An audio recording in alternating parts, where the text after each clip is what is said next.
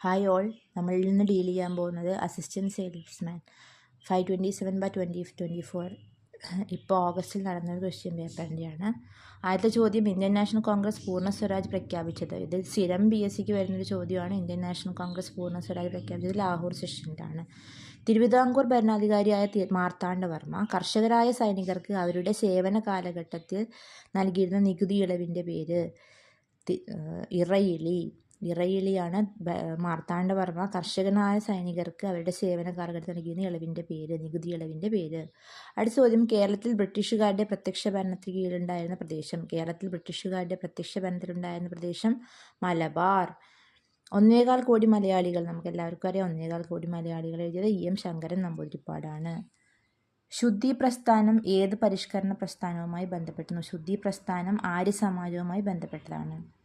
1925 ജൂണിൽ അഴീക്കൽ തീരത്ത് 44 nautical mile അകലെ വെച്ച് കത്തിയമർന്ന കപ്പൽ കൊളംബോയിൽ നിന്ന് മുംബൈയിലേക്ക് ഏത് തുറമുഖത്തേക്കാണ് യാത്ര തിരിച്ചത്?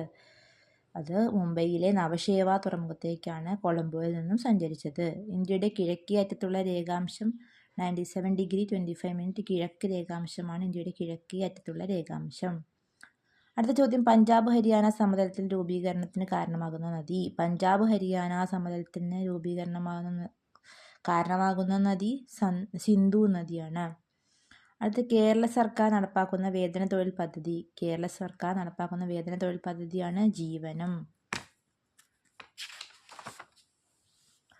അടുത്ത ചോദ്യം, സോഷ്യലിസം, മതേതരത്വം എന്ന 2 പദങ്ങൾ 42ാം ഭേദഗതിയിലൂടെ ഭരണഘടനയുടെ ഏത് ഭാഗത്താണ് കൂട്ടിച്ചേർത്തത്? ആമുഖത്താണ് സോഷ്യലിസം, മതേതരത്വം എന്നീ വാക്കുകൾ 42ാം ഭേദഗതിയിലൂടെ ചേർത്തത്. ഓസോൺ പാളിയുടെ ശോഷണത്തിന് കാരണമാകുന്നത് ഏത് രാസവസ്തുവാണെന്ന് നമുക്കറിയാം. ക്ലോറോ ഫ്ലൂറോ കാർബണുകളാണ് ഓസോൺ പാളിയുടെ ശോഷണത്തിന് കാരണമാകുന്നത്. അപ്പോൾ ഇനി PYQ സെറ്റുകൾ ആവശ്യമുണ്ടെന്നുണ്ടെങ്കിൽ നിങ്ങൾ കമൻറ്റ് ബോക്സിൽ കമൻറ്റ് ചെയ്യുക. അതേപോലെ ചാനൽ സബ്സ്ക്രൈബ് ചെയ്യുക. Thank you.